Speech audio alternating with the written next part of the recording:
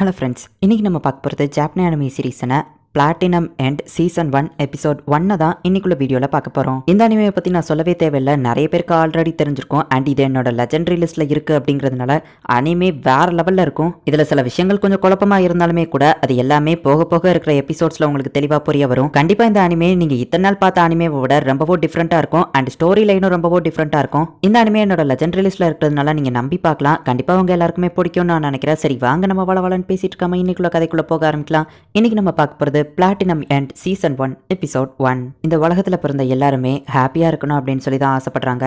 வளர்ந்ததுக்கு அப்புறமாவும் எப்படி இன்னும் அதிகமான சந்தோஷத்தை அடையிறது அப்படிங்கிறதுக்காக தான் எல்லாருமே போராடுறாங்க அப்படின்னு ஒரு பேக்ரவுண்ட் வாய்ஸ் ஒரு ஸ்கூலை காமிக்கிறாங்க. சம்மர்ல நம்ம என்ஜாய் பண்ணணும் அப்படின்னு சொல்லி ஒவ்வொருத்தங்களுக்கும் ஒவ்வொரு ஆசை இருக்கு. இவன் தான் நம்ம கதையோட ஹீரோ மீராய். ஸ்டோர்ல போயிட்டு ஒரு பண்ணை திருடி பாக்கெட் குள்ள வச்சுக்கிடலாமா அப்படின்னு நம்ம யோசிக்கிறான். ஆனா அது தப்பு அப்படின்னு சொல்லிட்டு அதை அந்த இடத்துலயே வச்சுட்டு வந்துருதான். ஒரு உயரமான பில்டிங் மேல நின்று இந்த ஊரோட அழகா அவன் பாக்குறதுக்காக வரல, நான் சாகிறதுக்கான நேரம் வந்துடுச்சு, நான் ஹாப்பியாக இருக்கணும்னு ஆசைப்பட்றேன் அப்படின்னு சொல்லி அவன் கொதிக்கிறான். எனக்கு இன்னும் கான்சியஸ்னஸ் இருக்குது அப்படின்னா அந்த சொர்க்கம் நரகம்லாம் உண்மையிலேயே இருக்கா?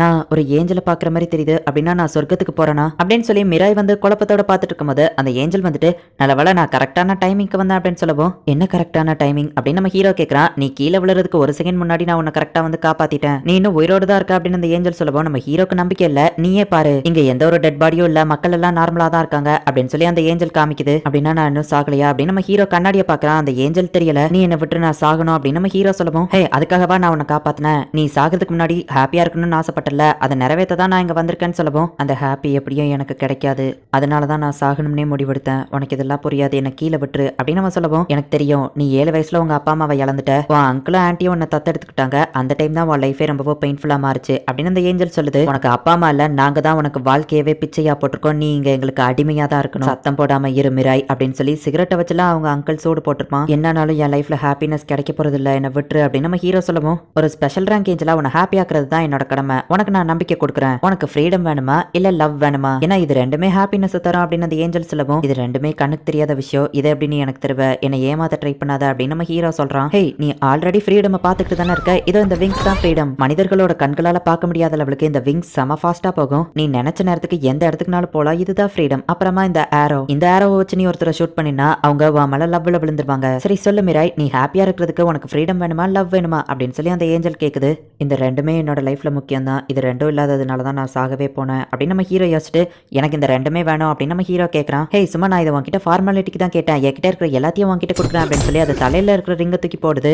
ஏஞ்சல் நெக்லஸ் உனக்கு விங்ஸை கொடுக்கும், ஏஞ்சல் பேண்ட் உனக்கு ஆரோஸை கொடுக்கும் அப்படின்னு அந்த ஏஞ்சல் சொல்லவும், ஹே இது பாக்குறதுக்கு ரொம்ப மொக்கையா இருக்கு, இதை எடு, மத்தவங்க பார்த்தா கிண்டல் பண்ணுவாங்க அப்படின்னு சொல்லவும், இது மத்தவங்க கண்ணுக்கு தெரியாது கவலைப்படாத, ஆனா ஏஞ்சல்ஸ் கூட இருக்கிற பர்சனுக்கு மட்டும் தெரியும் அப்படின்னு அந்த ஏஞ்சல் சொல்லவும், அப்ப மத்தவங்க கிட்டயும் ஏஞ்சல் இருக்கா அப்படின்னு நம்ம ஹீரோ கேட்கறான். ஆமா, புது காட் செலக்ஷன் ப்ராசஸ்க்காக தான் நிறைய ஏஞ்சல்ஸ் இங்க வந்திருக்கு, அதை பத்தி நம்ம அப்புறமா பேசலாம், நீ இப்போ உன்னோட விங்ஸை ட்ரை பண்ணி பாரு அப்படின்னு அந்த ஏஞ்சல் சொல்லுது. சரி விங்ஸ் எப்படி நான் வர வைக்கிறது, கம் ஃபோர்த் விங்ஸ் சொன்னா வந்துருமா அப்படின்னு நம்ம ஹீரோ சொல்லப்போ டக்குன்னு அந்த விங்ஸ் வந்துருது. இது என்ன இவ்வளவு பெருசா இருக்குன்னு நம்ம ஹீரோ கேட்கறான். இது மத்தவங்க கண்ணுக்கு தெரியாது, எந்த ஒரு ஆப்ஜெக்ட் மேலேயும் மோதாது அப்படின்னு அந்த ஏஞ்சல் சொல்லுது. இப்போ நம்ம ஹீரோ அப்படியே பறந்துதான், ஹியூமன் கண்கள் பாக்குறத விட இந்த விங்ஸ் செம ஃபாஸ்டா போகுங்கிறதுனால ஃபர்ஸ்ட் நம்ம ஹீரோவால கண்ட்ரோல் பண்ண முடியல, அதுக்கப்புறம் நம்ம ஹீரோ அதை கண்ட்ரோல் பண்றான். வானத்துல அப்படியே ஜாலியா நம்ம ஹீரோ பறக்குறான். என் கனவுல நான் இதுக்கு முன்னாடி பறந்திருக்கேன், ஆனா ரியாலிட்டியில இது இவ்வளவு சூப்பரா இருக்கும்னு நான் எதிர்பார்க்கல, இது ரொம்பவும் அழகா இருக்கு, உண்மையிலேயே இது ஃப்ரீடம் தான். ஆமா இந்த இடம் மட்டும் ஏன் ரொம்பவும் கிரீனா இருக்கு அப்படின்னு நம்ம ஹீரோ பார்க்கும்போது 4 லீஃப் க்ளோவர் ஒன்று பார்க்குறான். அப்போ அவனுக்கு சின்ன வயசு ஞாபகம் வருது. சாக்கி இந்த இது உனக்கு தான் அப்படின்னு சொல்லி அந்த 4 லீஃப் க்ளோவரை ஒரு பொண்ணுக்கு கொடுக்குறான். தேங்க்ஸ் மிராய் அப்படின்னு அந்த பொண்ணு சொல்றா.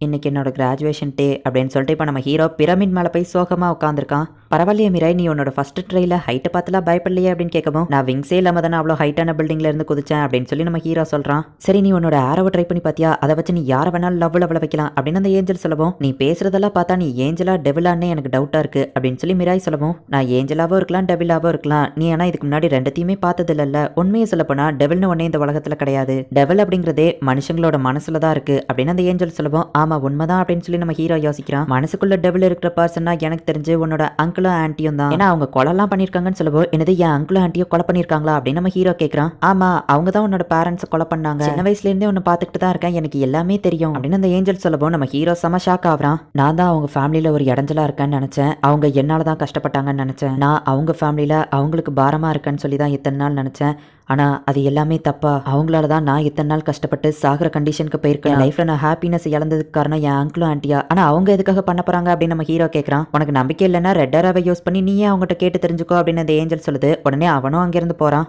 ஹே மிராய் வந்துட்டியா, என்னோட லைட்டர் பத்த வைக்க மாட்டேங்குது, ஒரு லைட்டர் போய் வாங்கிட்டு வா அப்படின்னு சொல்லி அவ அனுப்பி விடுறா. நான் சொன்னல உன் ஆன்ட்டிக்கு நான் தெரியவே இல்லை அப்படின்னு சொல்லி அந்த ஏஞ்சல் சொல்லுது. நான் உங்ககிட்ட ஒன்று கேட்கணும் அப்படின்னு மிராய் சொல்லவோ டக்குன்னு சொல்லித்தொலை அப்படின்னு அவ சொல்றா. இப்போ நம்ம ஹீரோ வந்து ரெட் ஆரோவை தூக்கிட்டு நிக்கவோ டேய் சீக்கிரம் சொல்லி தொலைடா என்னடா பண்ணிட்டு இருக்க அப்படின்னு சொல்லி அவ திரும்புறா. அவன் கையை சும்மா நீட்டிட்டு நிக்கவோ ஹே நீ என்ன பண்ண போற அப்படின்னு சொல்லி அவ கேட்கறா. நீங்க என்ன லவ் பண்ணணும்னு நான் ஆசைப்படலாம், ஆனா அதை பண்ணணும் அப்படின்னு சொல்லிட்டு இப்போ அந்த ரெட் ஆரோவை வச்சு அட்டாக் பண்றான். அது ஒர்க் ஆகுது அப்படின்னு அந்த ஏஞ்சல் சொல்றா. அவங்க ஆன்ட்டி எந்திரிச்சு வந்து மிராய் மிராய் எனக்கு ஒன்று எவ்வளவு பிடிக்கும் தெரியுமா, ஆனா என் ஹஸ்பண்ட் இருந்ததுனால தான் நான் இது நாள் வரைக்கும் உங்ககிட்ட அந்த அன்பை காட்டினதில்ல அப்படின்னு சொல்லி அவ சொல்றா. தள்ளி போங்க, உங்ககிட்ட நான் ஒன்னு கேட்கணும், உண்மையை சொல்லுங்க, என்னோட அப்பா அம்மாவை கொலை பண்ணது யாரு அப்படின்னு நம்ம கேட்கவும் இல்ல நான் வேண்டான்னு தான் சொன்னேன், உன் அங்கிள் தான் கொலை பண்ணணும்னு பிளான் போட்டாரு அப்படின்னு அவ சொல்லவும் அப்படின்னா இது எல்லாமே உண்மைதானா, இவங்க தான் என்னோட ஃபேமிலியை கொண்டாங்களா, ஆனா எதுக்காக கொல்லணும் அப்படின்னு நம்ம ஹீரோ யோசிக்கிறான். என்ன சத்தம் அப்படின்னு சொல்லி அவங்க அங்கிள் உள்ள வரான். நான் அப்பவே வேண்டான்னு சொன்னனே கேட்டீங்களா, நீங்க தான் இவன் பேரண்ட்ஸை கொண்டுட்டீங்க அப்படின்னு சொல்லி அவ சொல்லவும் ஹே அவன் முன்னாடி ஏண்டி என்ன போட்டு கொடுக்குற அப்படின்னு சொல்லி அவன் ஹஸ்பண்ட் கேட்கறான். மிராய் வந்துட்டு அன்னைக்கு என்ன நடந்துச்சுங்கிறத யோசிச்சு பாக்குறான். ஹே மிராய் பார்த்து போயிட்டு வா அப்படின்னு சொல்லி அவன் தம்பி சொல்றான். நீ ஜன்னலுக்கு வெளியே கையை விடாத அப்படின்னு சொல்லி மிராய் சொல்லிட்டு சாக்கி எனக்காக வெயிட் பண்ணிட்டு இருப்பா, நான் சீக்கிரம் போறேன் அப்படின்னு சொல்லி மிராய் கிளம்புறான். பார்த்து போயிட்டு வா செல்லம் அப்படின்னு சொல்லி அவங்க அம்மா அனுப்பி வைக்கிறாங்க. அவங்க காரை ஸ்டார்ட் பண்ணவும் பார்த்தா பாம்பு வெடிச்சிருது. அம்மா அப்பா கீரா அப்படின்னு சொல்லி அவன் அழுதுட்டு இருக்கான். ஆனா நீங்க என்ன மட்டும் எதுக்காக கொல்லாம விட்டீங்க அப்படின்னு சொல்லி நம்ம ஹீரோ கேட்கவும் அதுவும் இவரோட ஐடியா தான், நாங்க தத்தெடுத்துக்கிட்டா மொத்த சொத்தம் எங்களுக்கு தான் வரும், இன்சூரன்ஸ் பணமும் எங்களுக்கு தானே வரும் அப்படின்னு சொல்லி அந்த ஆன்ட்டி சொல்லவும் அவன்கிட்ட இதை சொல்லாத அப்படின்னு போட்டு அவன் அடிக்கிறான். என் ஃபேமிலியை நான் இழக்கிறதுக்கு இவங்க தான் காரணமா, நீங்க எல்லாம் மான்ஸ்டர்ஸ், நீங்க எல்லாம் உயிரோட இருக்கவே தகுதி இல்லாதவங்க, நீங்க தான் செத்து போயிருக்கணும் அப்படின்னு நம்ம ஹீரோ சொல்லவும் அவங்க ஆன்ட்டி கட்டி எடுத்து அவங்களுக்கு அவளே வெட்டிக்கிடுதா. அச்சோ ஆன்ட்டி ஏன் இப்படி பண்ணாங்க அப்படின்னு நம்ம ஹீரோ கேட்கவும் நீ தான் தெளிவா சொன்னல, நீங்க தான் இறந்து போயிருக்கணும்னு சொல்லி உன் மேல இருக்கிற லவ்னால அவங்க கில்ட்டி ஃபீலிங்ல இறந்து போயிட்டாங்க அப்படின்னு சொல்லி அந்த ஏஞ்சல் சொல்லுது. இந்த ஆரோவால இது கூட பண்ண முடியுமா அப்படின்னு சொல்லி நம்ம ஹீரோ கேட்கறான். அவங்களுக்கு கில்ட்டி ஃபீலிங் இருந்ததுனால உன் மேல இருந்த லவ்ல இறந்து போயிட்டாங்கன்னு சொல்லவும் ஆம்புலன்ஸ் கூட்டிட்டு வர அப்படின்னு நம்ம ஹீரோ போறான். அது வேஸ்ட் தான், அவங்க ஆல்ரெடி இறந்து போயிட்டாங்க, நான் ஒரு ஏஞ்சல் எனக்கு தெரியும், இதோ பாரு மிராய் அவங்களை கூட்டிட்டு போறதுக்காக ஒரு ஏஞ்சல் கூட வந்துருச்சு அப்படின்னு அந்த ஏஞ்சல் சொல்லுது. இறந்து போன அவங்க ஆன்ட்டியோட ஆத்மாவை அந்த ஏஞ்சல் வந்து தூக்கிட்டு போயிருது. என் கண்ணு முன்னாடியே ஒரு செகண்ட்ல என் பேரண்ட்ஸ் இறந்து போயிட்டாங்க, இப்ப என் ஆன்ட்டியும் ஒரு செகண்ட்ல இறந்து போயிட்டாங்க, இதெல்லாம் கனவு கிடையாது நிஜம்தான், நான் என் கண்களாலேயே பாக்குறேன், இறந்து போனதுக்கு அப்புறமா எல்லாமே முடிஞ்சது அப்படின்னு நம்ம ஹீரோ ஒரு விஷயத்தை யோசிச்சு பாக்குறான். அம்மா நம்ம எல்லாரையும் நான் வரைஞ்சிருக்கேன் பாருங்க அப்படின்னு சொல்லி மிராய் காட்டவும் மிராய் இதுல எல்லாரும் ஸ்மைல் பண்ற மாதிரி நீ வரைஞ்சிருக்கியே, இந்த உலகத்துல இருக்கிற எல்லாருமே ஹாப்பியா இருக்கணும்னு ஆசைப்படுவாங்க, வளர்ந்ததுக்கு அப்புறமா ஹாப்பியா இருக்கிறதுக்காக அவங்க போராடுவாங்க, நீ இந்த டிராயிங்ல வரைஞ்ச மாதிரியே எப்பவும் நம்ம ஃபேமிலி சிரிச்சுக்கிட்டே ஹாப்பியா இருக்கணும்னு நான் ஆசைப்படுறேன் அப்படின்னு அவங்க அம்மா சொல்லியிருப்பாங்க.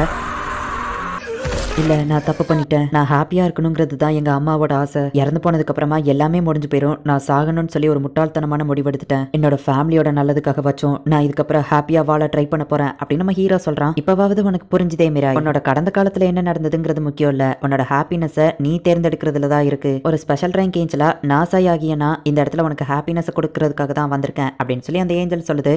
மிராய் உன்னோட ஆன்ட்டி இறந்து 3 நாள் ஆச்சு, நீ இதே இடத்துல இப்படியே உட்காந்துட்டு இருக்க, உன்னோட ஆரோஸ் விங்ஸ் எதையுமே யூஸ் பண்ணல அப்படின்னு சொல்லி நாசை கேட்கவும் என்கிட்ட இவ்வளவுதான் காசு இருக்கு, ரெட் ஆரோவை யூஸ் பண்ணி தான் நம்ம இந்த இடத்துலயே ஃப்ரீயா தங்கிட்டு இருக்கோம், ரெட் ஆரோவை யூஸ் பண்ணி மத்தவங்களோட மைண்டை கண்ட்ரோல் பண்ணி இப்படி திருடுறது எனக்கு சுத்தமா பிடிக்கல, இதுல எனக்கு ஹாப்பினஸ் கிடைக்காது, எனக்கு தேவையானதெல்லாம் ஆர்டினரி ஹாப்பினஸ் தான் அப்படின்னு நம்ம ஹீரோ சொல்லுவோம். ஆர்டினரி ஹாப்பினஸ்னா என்ன அப்படின்னு அந்த ஏஞ்சல் கேக்குது. மனசுக்கு பிடிச்சவங்க கூட இருந்து சந்தோஷமா குழந்தைங்களெல்லாம் பார்த்துட்டு ஹாப்பியா வாழ்றது தான் ஆர்டினரி ஹாப்பினஸ் அப்படின்னு நம்ம ஹீரோ சொல்லுவோம். அப்படின்னா உன்னோட அங்கிளையும் அவங்க குழந்தைங்களையும் கொண்டுட்டு அவங்க சொத்து எல்லாத்தையும் நீ எடுத்துக்கிட வேண்டியதானே அப்படின்னு சொல்லி நாசே கேட்கறா. என்ன சொல்ற நாசே அப்படின்னு நம்ம ஹீரோ கேட்கவும் உன்னோட ஃபேமிலியை கொண்டு உன்னோட சொத்தை அவர் எடுத்துக்கிட்ட மாதிரி அவரை கொண்டு நீ அவரோட சொத்தை எடுத்துக்கோ, நீ ரெட் ஆரோவை யூஸ் பண்ணி உங்க ஆன்ட்டியை கொண்ட மாதிரியே உங்க அங்கிளும் கில்ட்டி ஃபீலிங்ல தான் இருப்பாரு, அவரையும் ஈஸியா கொண்டுறலாம் அப்படின்னு நாசே சொல்லவோ கொலை பண்றது ஏதோ சர்வசாதாரணமா பேசிட்டு இருக்காதா அப்படின்னு நம்ம ஹீரோ சொல்றான். உன் அங்கிளோட பசங்க அவங்கள கொல்றது கொஞ்சம் கஷ்டம், ஏன்னா அவங்களுக்கு கில்ட்டி ஃபீலிங் இல்லங்கிறதுனால ரெட் ஆரோவை யூஸ் பண்ணா இறந்து போக மாட்டாங்க, நீ ஒயிட் ஆரோவை யூஸ் பண்ணுன்னு சொல்லவும் எனது ஒயிட் ஆரோவா அப்படின்னு நம்ம ஹீரோ பாக்குறான். பார்த்தா ஒரு ஒயிட் ஆரோ நம்ம ஹீரோ கிட்ட இருக்கு. இந்த ஒயிட் ஆரோவை யூஸ் பண்ணா யாரா இருந்தாலும் இன்ஸ்டன்டா அவங்கள கொண்டுறான்னு சொல்லவும் ஒரு ஏஞ்சல் கிட்ட எதுக்காக இந்த மாதிரி ஒரு ஆரோ இருக்கு அப்படின்னு நம்ம ஹீரோ கேட்கறான். இந்த ஒயிட் ஆரோ காட் கிட்டயோ இருக்கு, வழியே இல்லாத ஒரு ஹாப்பியான டெத்தை கொடுக்கறதுக்காக நாங்க இதை யூஸ் பண்ணுவோம். அச்சோ கார்டன் சொன்ன உடனே தான் ஞாபகம் வருது, நான் உங்ககிட்ட ஒரு விஷயத்த சொல்லவே மறந்துட்டேன், காட் செலக்ஷன் ப்ராசஸ்க்காக தான் 13 ஏஞ்சல் இந்த பூமிக்கே வந்திருக்கு, நான் உன் கூட இருக்கிற மாதிரி ஒவ்வொரு ஏஞ்சல்ஸும் ஒரு பர்சனை செலக்ட் பண்ணி அவங்க கூட இருக்கும், அந்த 13 கேண்டிடேட்ஸ்ல ஒருத்தர் தான் அடுத்த காடா மாற போறவங்க, ஸ்பெஷல் ரேங்க் ஏஞ்சல் மாதிரி ஃபர்ஸ்ட் ரேங்க் செகண்ட் ரேங்க் ஏஞ்சலும் இருக்காங்க, இப்போ இருக்கிற காட் அழிஞ்சிட்டு இருக்காரு, அதனால தான் இந்த செலக்ஷன் ப்ராசஸ் அப்படின்னு அந்த ஏஞ்சல் சொல்லுது. ஒயிட் ஆரோவை யூஸ் பண்ணி ரெட் ஆரோ வச்சிருக்கிற ஒருத்தன் கொல்லுதான், உன்கிட்ட வெறும் ரெட் ஆரோ மட்டும் தான் இருக்கா அப்படின்னு சொல்லி அந்த மாஸ்க் போட்டிருக்கவன் ஒயிட் ஆரோ வச்சு இன்னொருத்தனை கொண்டுட்டு அவன் கையில போட்டிருந்தா அந்த ரெட் ஆரோ பேண்டை எடுத்துக்கிட்டுதான், அப்படின்னா எனக்குன்னு ஒரு கோல் இருக்கு அப்படின்னு நம்ம ஹீரோ யோசிக்கிறான். இந்த இடத்துலயே இந்த எபிசோட் முடியுது. White arrow, red arrow, wings, அப்புறமா god selection process, first rank angel, second rank angel, special rank angel அப்படின்னு சொல்லி எல்லாமே இப்போதைக்கு உங்களுக்கு கொஞ்சம் குழப்பமா தான் இருக்கும். போக போக இருக்கிற எபிசோட்ஸ்ல புரியுமான்னு கேட்டா போக போக இருக்கிற எபிசோட்ஸ்லயும் இன்னும் கொஞ்சம் குழப்பமாக்கிட்டே தான் போனாலுமே கூட ஒரு கட்டத்துல உங்களுக்கு உங்களுக்கு எல்லாமே புரிய ஆரம்பிக்கும். பட் பொறுமையா கதையை பார்த்தீங்கன்னா கதை சும்மா வேற லெவல்ல சூப்பரா இருக்கும். ஸோ மிஸ் பண்ணாம பார்த்து என்ஜாய் பண்ணுங்க. அண்ட் உங்களுக்கு இந்த வீடியோ பிடிச்சிருந்தது அப்படின்னா லைக் பண்ணிட்டு அப்படி மறக்காம நம்ம சேனலை சப்ஸ்கிரைப் பண்ணிருங்க. தேங்க்யூ ஃபார் வாட்சிங். Bye guys. நெக்ஸ்ட் எபிசோட்ல மீட் பண்ணலாம்.